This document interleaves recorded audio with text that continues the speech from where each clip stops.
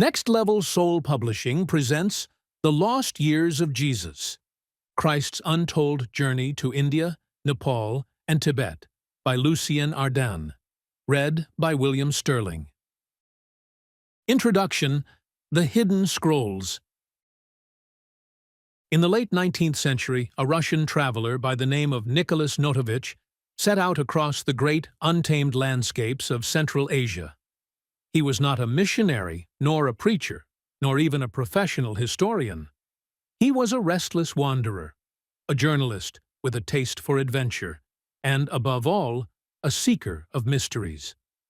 At a time when Europe prided itself on science, conquest, and reason, Notovich carried with him a yearning for something more elusive: the hidden truths that might lie buried in ancient lands. His travels carried him through Persia, Afghanistan, and into the crown of the world, the Himalayas.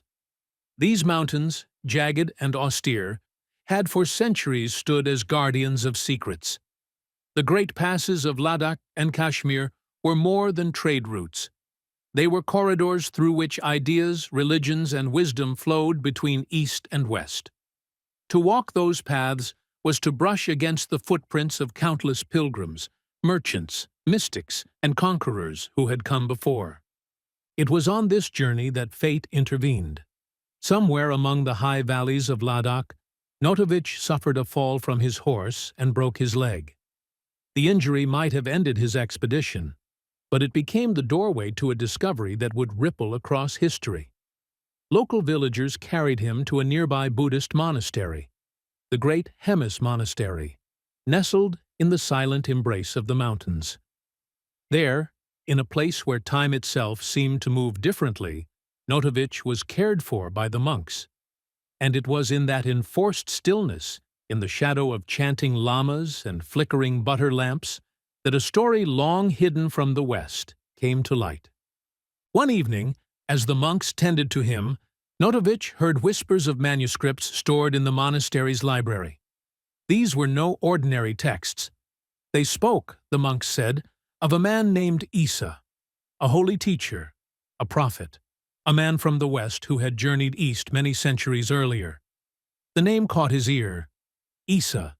It was the name by which Buddhists and Hindus had for generations referred to Jesus of Nazareth. The monks explained that the story of Issa was not confined to their monastery alone. Copies of these writings could be found in the great libraries of Lhasa and other monasteries scattered across Tibet and Nepal. The account had been preserved for centuries, recorded by Brahmin historians and Buddhist chroniclers, and passed from scribe to scribe like a flame guarded against the wind.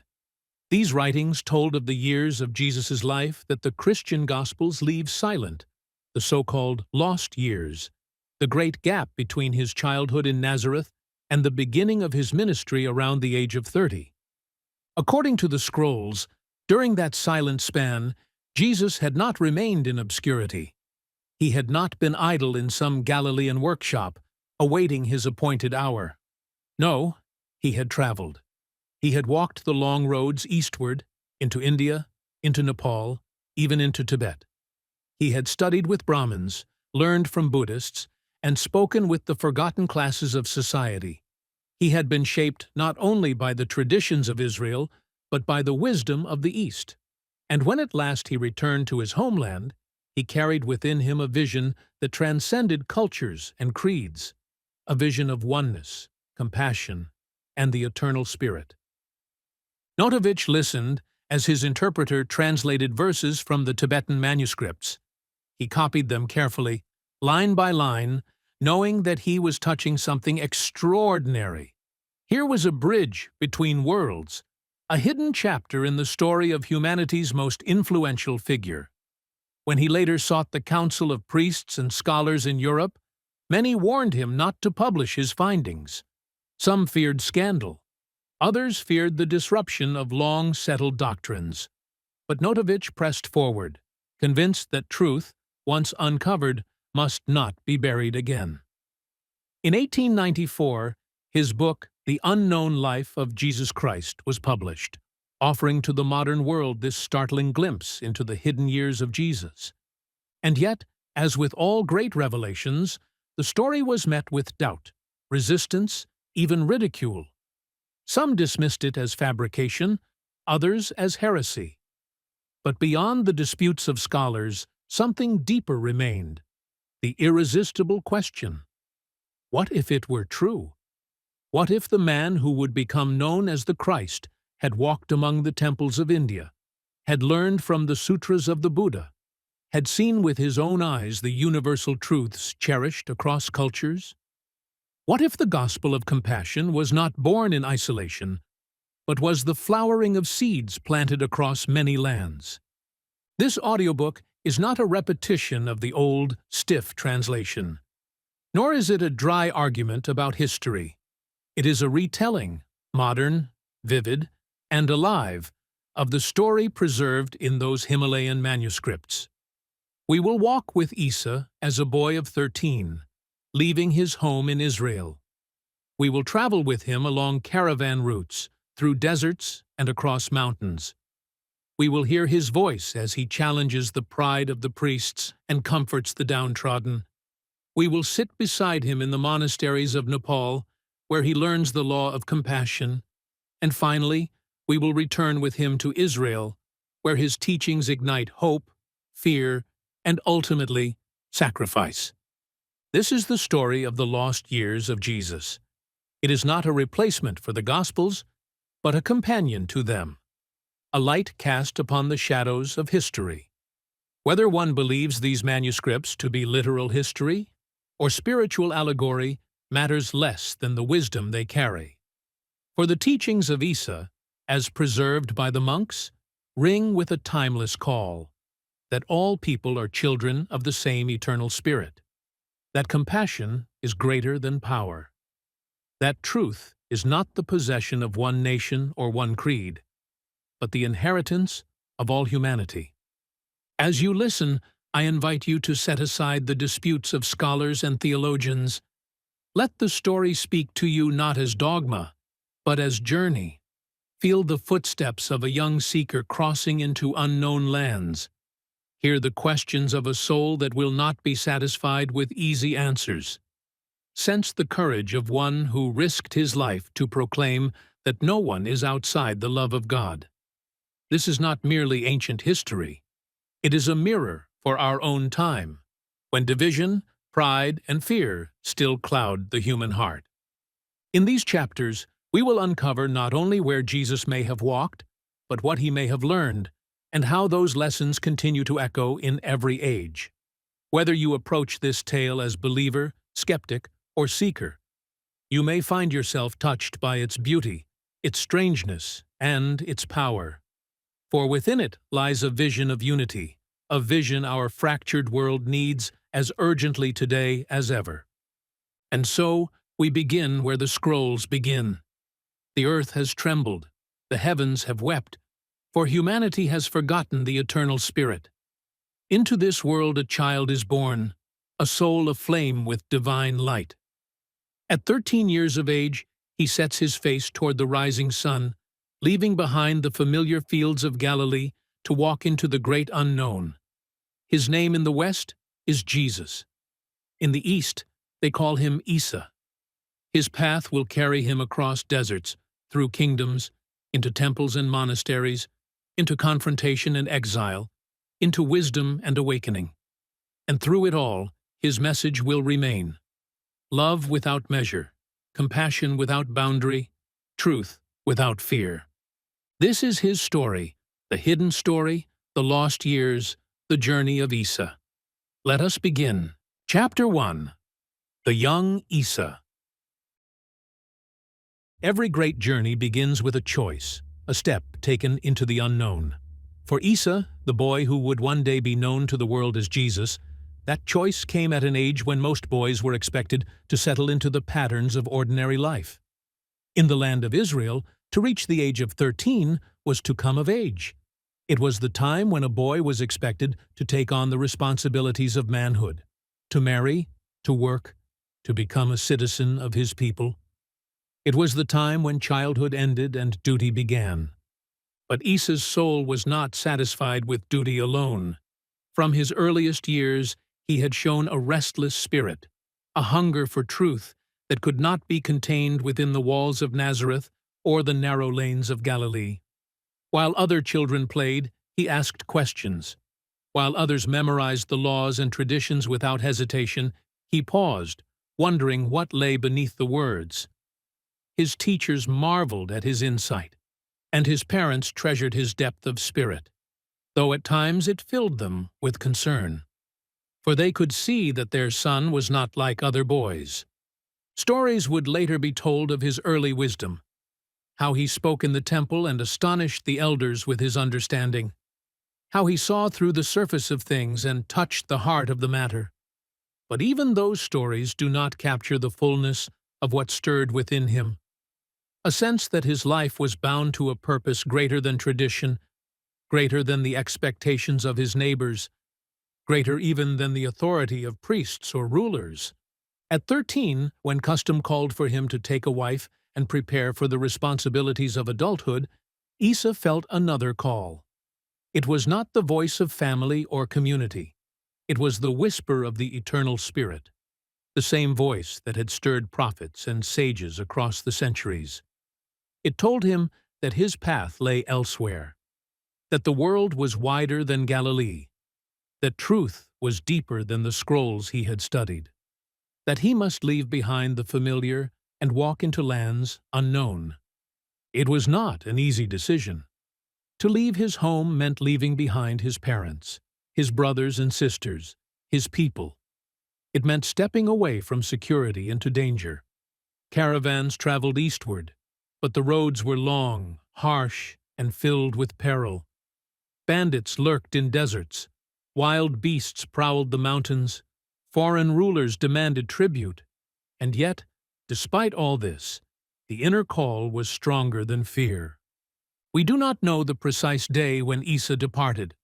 The scrolls simply tell us that he left his father's house in secrecy, joining with a caravan of merchants bound for the east. But we can imagine the scene. Perhaps it was early morning, before the sun rose above the hills of Nazareth.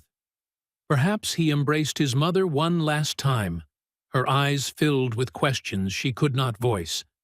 Perhaps his father placed a hand on his shoulder, torn between pride and sorrow. And then, carrying little more than the clothes on his back and the strength of his spirit, Issa set his face toward the rising sun and stepped into the great unknown. The caravan was a world of its own. Long lines of camels and donkeys carried goods across the ancient trade routes. Spices, cloth, jewels, scrolls. Merchants haggled, guards watched for threats, servants prepared food at the nightly stops. Into this noisy, bustling river of humanity walked the quiet figure of Issa. At first, he was just another traveler, a boy among strangers. But soon, as the days turned into weeks, he became known among them. He asked questions of everyone he met, the trader from Persia, the healer from India, the wandering ascetic who spoke of strange gods and hidden wisdom. His curiosity was endless, his compassion undeniable.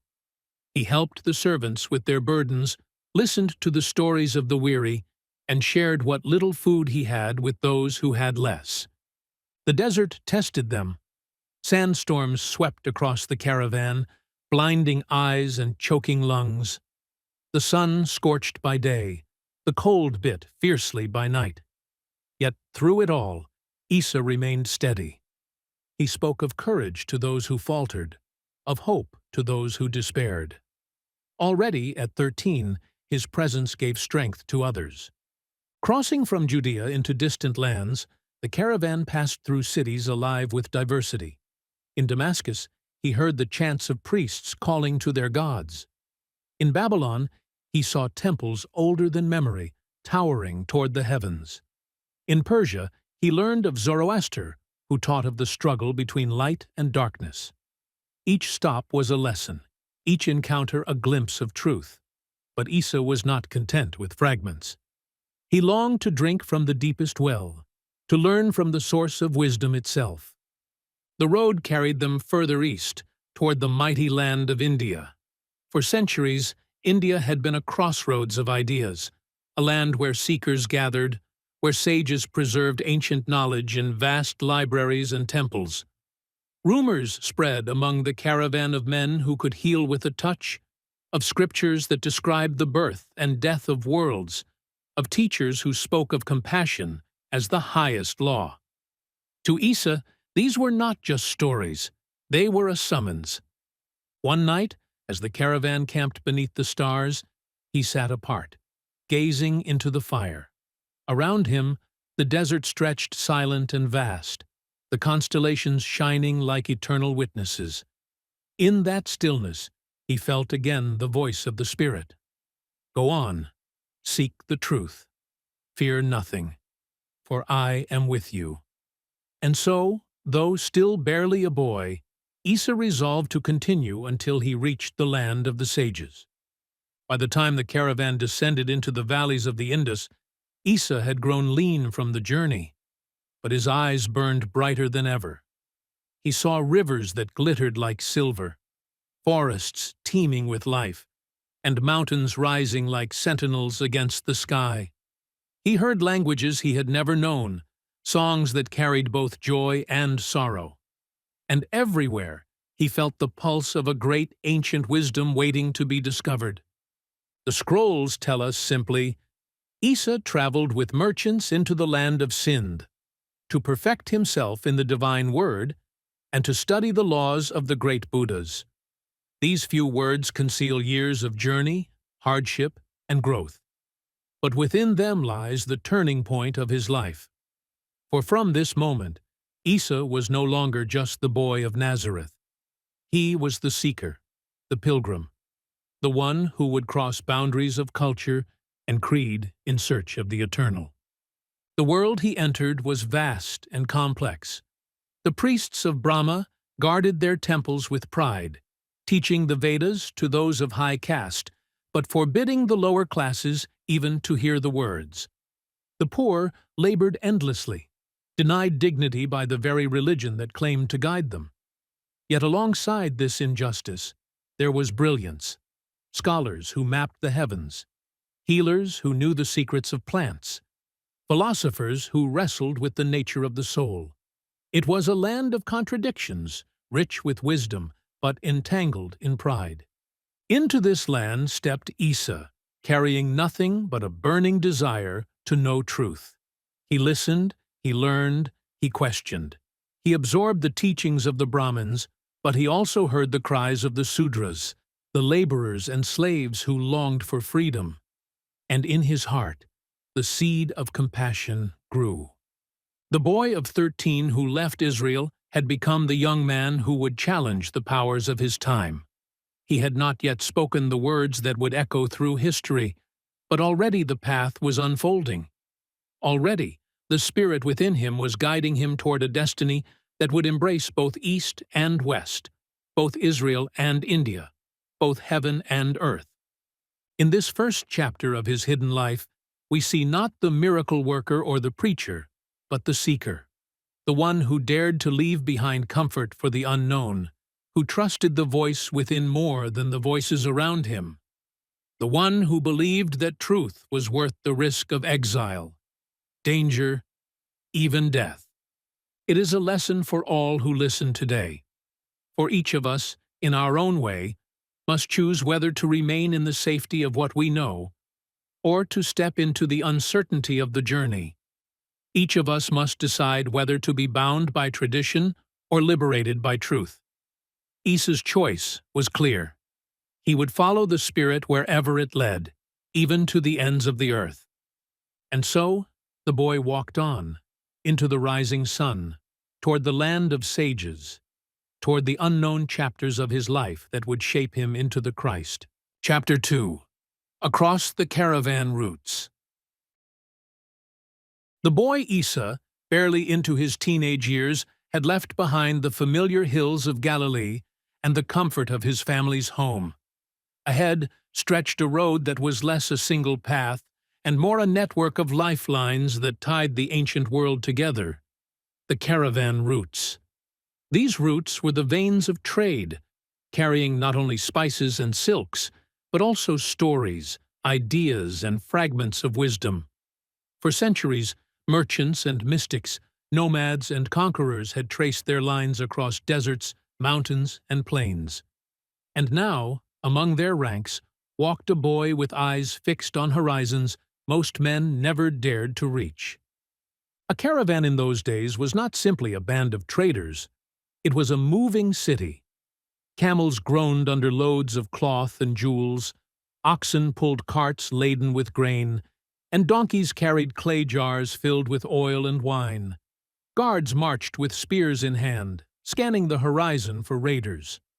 Merchants argued over prices, scribes tallied goods, and servants prepared the evening fires. At night, the desert would glow with 100 flickering flames, while the sound of voices in many languages filled the air. Greek mixed with Aramaic, Persian with Sanskrit, Hebrew with the rough dialects of nomads. To Issa, each voice was a doorway to a new world. He was no merchant, no soldier, no servant.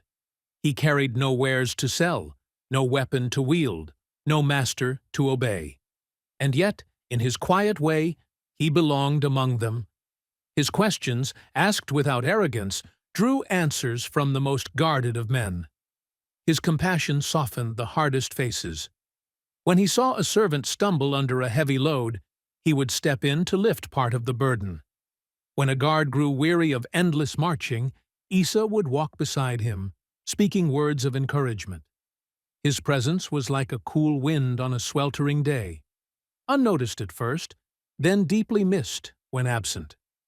The caravan moved eastward, across lands both barren and fertile. From Judea they crossed into Syria, following the great rivers whose waters gave life to empires. In Damascus, Issa walked through bustling markets where traders displayed silks dyed in brilliant hues, brass lamps polished to a mirror's shine, and baskets overflowing with spices. He listened to men who had come from far-off lands, sailors who spoke of storms on the Mediterranean, Bedouins who knew the shifting moods of the desert, scholars who debated the nature of the soul in courtyards shaded by palm trees. Each word was a fragment of the great mosaic of truth he sought. Further east, the caravan reached the lands once ruled by Babylon. There, Issa saw temples older than memory, their stones carved with strange symbols and images of winged beings. He stood before statues of gods who claimed dominion over sun and moon, river and harvest. He listened as priests described rituals to appease these powers, sacrifices meant to secure favor or avert disaster. And though he was young, he felt in his heart a quiet protest. How could the eternal spirit, infinite and boundless, be confined to stone images or bribed with offerings? Even here, in the shadow of crumbling towers, he sensed that humanity was groping toward something greater, the invisible God who had no need of idols. Beyond Babylon lay Persia, a land of vast plateaus and fire temples. There he heard of Zoroaster, the prophet who had taught of light and darkness, of the eternal struggle between truth and falsehood. Priests kept sacred flames burning day and night, symbols of the purity of Ahura Mazda, the god of light. Issa listened with fascination. Here, too, was a piece of the puzzle. The recognition that life was a battle between good and evil, and that humanity must choose the path of light. Yet he also saw the shadow side, the tendency to divide the world too sharply, to condemn without compassion. The truth, he felt, was deeper. Light and darkness were not equals locked in eternal war, but shadows that vanished in the presence of a love beyond measure. The caravan pressed onward, skirting mountains that rose like walls into the heavens.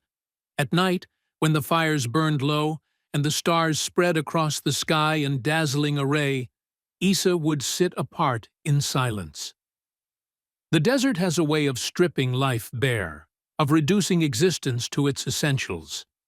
In that vast emptiness, he felt the eternal spirit more clearly than ever before. not as a distant king enthroned in splendor, but as a presence woven into the very fabric of the night, the silence between the winds, the rhythm of his own heartbeat, the spark of life in every creature. Alone beneath the stars, Issa prayed not with words, but with stillness, opening himself to the mystery that called him forward. Weeks turned into months. The caravan faced storms that blotted out the sun, rains that turned roads into rivers of mud, and raids by bandits who struck like wolves in the night. Issa saw men killed, goods stolen, families torn apart. Yet he also saw acts of courage, a guard shielding a stranger with his own body, a mother refusing to abandon her child though her strength was failing, a servant sharing his last crust of bread with another who had none. In every act of cruelty he witnessed, there appeared also an act of grace. And from this he learned a lesson that would never leave him, that the Spirit was not absent even in suffering, but present in the love that survives it. When at last the caravan descended into the valleys of the Indus, Issa felt as though he had crossed into another world. Here the land itself seemed alive with abundance. Rivers glittered like silver threads winding through green fields. Mountains rose in the distance, their peaks shrouded in snow, while forests teemed with birds whose songs echoed through the trees. Villages bustled with life, their people dressed in bright cloth, their markets filled with fruits and spices he had never seen. The air itself was thick with the fragrance of incense, the sound of bells, the murmur of chants rising from temples. This was India, the land he had heard of in whispers, the land where sages guarded wisdom older than empires, where seekers walked barefoot across mountains in search of truth. To Issa, it was as if he had reached the threshold of a vast library, its doors open, its shelves filled with knowledge waiting to be read. He knew, deep within, that this was why he had come. Not to trade goods, but to trade ignorance for wisdom, to drink from wells dug by those who had sought truth long before his birth. The merchants of the caravan saw India as a place of profit. They counted coins, bargained for goods, and boasted of the fortunes they would carry home. But Issa looked beyond the markets. He looked into the eyes of the people, the proud Brahmins in their fine robes, the humble laborers bent beneath their tasks, the children who laughed even in poverty. He saw the dignity and the suffering, the wisdom and the pride. And he felt the stirring of his mission, to speak to all as children of the same eternal Spirit, to proclaim a truth that could not be bought or sold. The journey had changed him. The boy who left Nazareth had become a young man, tempered by hardship, expanded by wonder. He had walked through deserts, crossed rivers, and listened to the wisdom of many nations. He had seen the heights of human pride and the depths of human suffering. And through it all, the voice of the Spirit had grown clearer. Go on. Learn. Speak. Do not fear. This chapter of his life was not about miracles or sermons. It was about preparation. The road itself was his teacher, and every step carved lessons into his soul. He learned patience from the endless horizon, endurance from the scorching sun, humility from the vastness of the stars.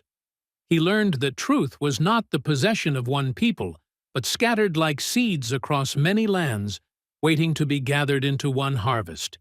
When at last the caravan reached the holy cities of India, Issa was ready.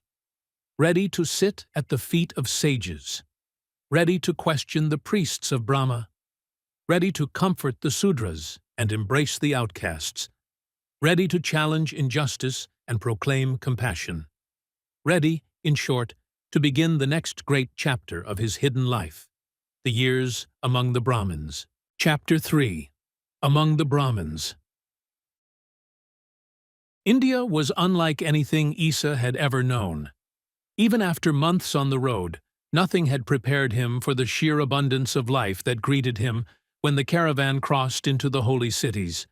The air seemed thick with fragrance, sandalwood incense rising from temple courtyards, spices spilling from market stalls, flowers laid at the feet of shrines. The streets teemed with color and movement, merchants balancing baskets of fruit, pilgrims in saffron robes chanting mantras, cows wandering freely through the press of humanity. But more than the sights and sounds, Issa felt the spiritual weight of the place. Everywhere were signs of devotion. Bells rang from towers at dawn and dusk. Holy men sat in meditation beneath banyan trees, their bodies lean from fasting, their eyes shining with an inward fire. Children traced symbols in the dust. Old women murmured prayers as they lit tiny lamps that floated down rivers like constellations upon the water. This was a land that lived and breathed the search for God.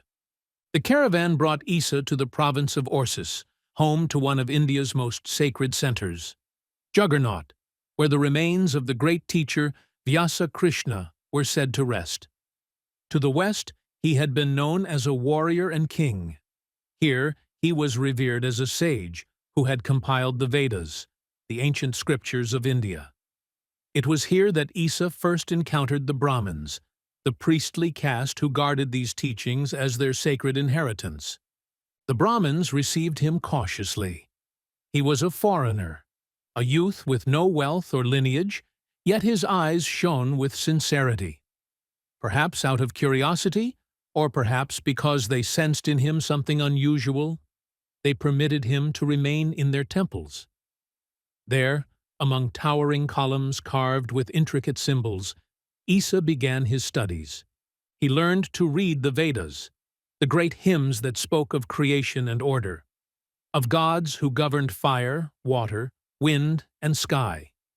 He listened as the Brahmins recited chants passed down through countless generations, their voices rising in rhythms as precise as mathematics and as fluid as music. He learned rituals of purification and prayer, the proper use of sacred fire, the offerings of ghee and grain, the chants to invoke blessing and protection. More than ritual, they taught him the arts of healing. Plants gathered from forest and field were ground into powders and mixed with oils. Mantras were spoken over the sick to soothe their minds and call the body into balance. Breath was trained and guided, not only for strength, but for clarity of spirit. Issa absorbed it all eagerly, like dry earth drinking rain. He also learned philosophy. The Brahmins spoke of the Atman, the soul that dwells within each being, and the Brahman, the infinite spirit that is the source of all. They taught that the Atman and the Brahman are one, that the deepest truth of every person is their unity with the eternal. To Issa, this struck a chord. It resonated with the whispers of the spirit he had heard beneath the stars of the desert. Here was language for the mystery he had always felt, that God is not far away, but closer than breath, closer than heartbeat. Yet even as he learned, Issa began to notice contradictions. The Brahmins spoke of oneness, of the eternal dwelling in all things, and yet their society was divided into rigid castes. The Brahmins themselves stood at the highest rank, keepers of knowledge and power. Below them were the Kshatriyas, warriors and kings. Below them, the Vaisyas, merchants and farmers. And at the bottom, the Sudras, laborers, servants, and slaves. The Sudras were forbidden to hear the Vedas, forbidden even to gaze upon the sacred texts. To do so was considered pollution. Issa could not reconcile this. If the Atman was truly one with the eternal, how could any human being be denied dignity? If God dwelled in all, how could one class of people be declared unworthy of divine truth? He asked questions, gently at first, then more boldly. His teachers grew uneasy. They cautioned him not to challenge the order of things. They reminded him that Parabrahma, the Supreme Spirit, had ordained the castes from the beginning of time. Each soul, they said, was born into the station it deserved from past lives. To resist this order was to resist the will of heaven. But Issa was not convinced. He remembered the faces of the servants who had carried the caravan's burdens, the mothers with children clinging to their skirts, the weary men whose backs were bent with toil. He had eaten with them, spoken with them, laughed with them. He had seen in their eyes the same spark of spirit he saw in the priests. Could it be that the Eternal loved one more than the other? That the same God who breathed life into the sun and moon would deny his light to the poor? No, Issa could not believe it. So he began to do what came naturally to him. He spoke. Not in the temples, but in the streets, in the fields, in the places where the Sudras worked and lived. He told them what he had learned, not the rituals or the chants reserved for the Brahmins, but the heart of the truth. That God is one, indivisible, infinite, that every person is a child of that eternal spirit, that no man or woman is less than another in the eyes of the Creator. The Sudras listened with wonder. Never before had they heard such words spoken to them. They were accustomed to being told they were born to serve, that their suffering was the price of past sins, that they had no right to question their lot. But Issa's words opened a new possibility. The spirit within you is the same spirit within the priest, he told them. The Eternal does not see caste or rank. The Eternal sees only the purity of your heart, the love of your actions, the truth of your soul. Word spread quickly. Crowds began to gather whenever Issa spoke. Laborers left their work to hear him, mothers brought their children, even merchants paused to listen. For many, his message was like water to the thirsty. But to others, it was dangerous. The Brahmins grew uneasy. Whispers reached their ears that the young foreigner was stirring unrest, telling the lowly that they were equal to their masters. At first, they dismissed him as a passing curiosity. But as his following grew, so did their alarm. If the Sudras began to see themselves as equals, the entire structure of society could collapse. Authority would be undermined, privilege threatened. And so the priests began to act. They confronted Issa directly. They reminded him of the sacred texts that declared the order of castes eternal. They warned him that to defy this order was to invite divine punishment. They told him that the poor must endure their suffering patiently, for only through obedience could they hope to be reborn into higher stations in future lives. Issa listened, but he would not be silenced. The Eternal does not measure a soul by the station of its birth, he replied. The Eternal measures by love, by truth, by compassion. You speak of past lives, but what of this life? What of the suffering of those before us now? Shall we ignore their cries and call it justice? Number. To honor God is to honor each soul, here and now. The confrontation could not be hidden. Crowds gathered as Issa and the priests debated. Some marveled at his courage. Others whispered in fear, for to oppose the Brahmins was to invite danger.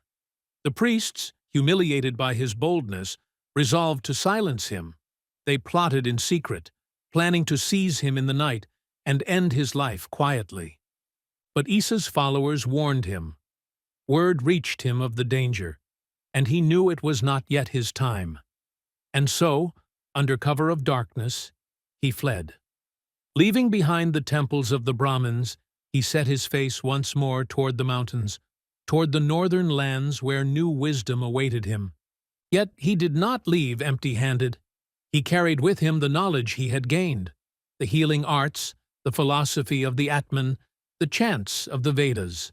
But he also carried something deeper, the conviction that no teaching, however ancient, could stand if it denied the dignity of the human soul. That conviction, planted in India, would one day blossom in Israel as the gospel of love. This was Issa's time among the Brahmins, a season of learning, a season of questioning, a season of courage. He had drunk deeply from the wells of ancient wisdom, but he had also seen the cracks in the vessel that contained it. And so he walked on, seeking new teachers, new truths, new horizons. For the journey was far from over. Ahead lay the snow-capped Himalayas, and beyond them, the monasteries of Nepal and Tibet, where the teachings of the Buddha awaited him. There, Issa would learn compassion in a new tongue, wisdom in a new form, and truth that transcended all borders. Chapter 4. Among the Poor. When Issa left the temples of the Brahmins, he did not travel far.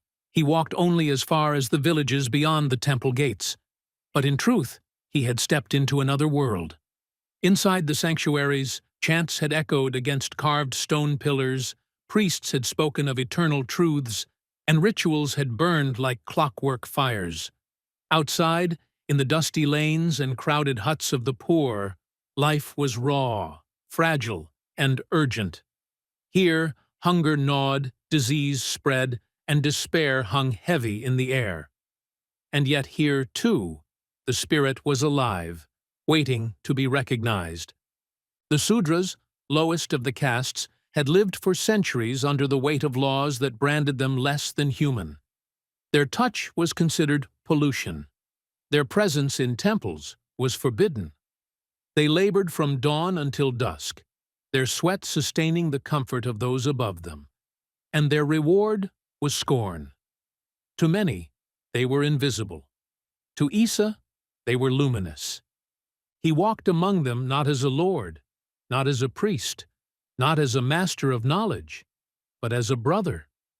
He entered their homes, small huts of mud and thatch, and sat cross-legged on their floors. He ate their coarse bread and rice without hesitation, drinking water from the same vessels they used. His very presence was a scandal to the order of caste, but to the people it was healing before he spoke a single word. At first, they were astonished. Who was this foreign youth, tall and sun-darkened, with eyes that shone as though they carried fire? Why did he stoop to sit with them, to share their food, to call them brother and sister? Suspicion gave way to wonder to trust. They began to speak to him, to pour out their sorrows, to ask the questions that had long burned in their hearts. Why has God cursed us? Why were we born only to suffer? Is there no hope for us in this life or the next? Issa listened, patiently, quietly, with the compassion of one who understood suffering not as punishment, but as part of the human story. And then he spoke. "Your lives are not curses," he said. "They are precious. The eternal Spirit who made the sun and the stars also made you. The same breath that gives life to kings and priests gives life to you. Do not believe those who say you are less. The Eternal makes no such divisions. You are children of the same Spirit. Your souls are no lower, no weaker, no less beloved than any others." The people wept. For the first time, someone had told them they mattered. Not as servants, not as tools, not as shadows at the edge of society, but as children of God. His words fell upon their hearts like rain upon parched earth. From that day forward, crowds began to gather whenever Issa spoke. Farmers left their fields, women brought their infants, the elderly leaned on sticks to hear him. He did not lecture in complicated phrases or demand memorized chants. He spoke in images they knew. He told them of seeds planted in the ground that grow unseen until the time is right. He spoke of rivers that nourish all fields equally, whether belonging to the rich or the poor. He spoke of the fire within each heart that, once kindled, cannot be extinguished.